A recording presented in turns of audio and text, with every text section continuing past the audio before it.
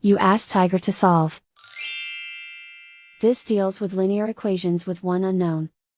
The final result is x equals 2. Let's solve it step by step. Simplify the expression. Group like terms.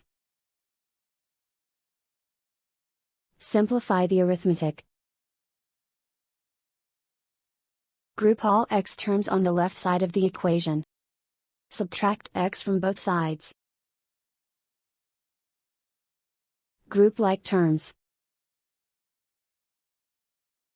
Simplify the arithmetic. Group like terms.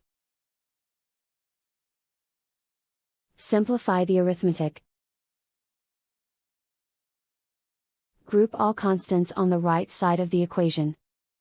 Subtract 1 from both sides. Simplify the arithmetic.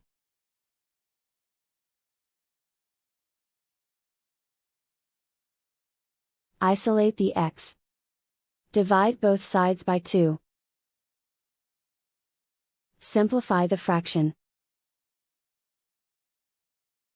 Find the greatest common factor of the numerator and denominator. Factor out and cancel the greatest common factor.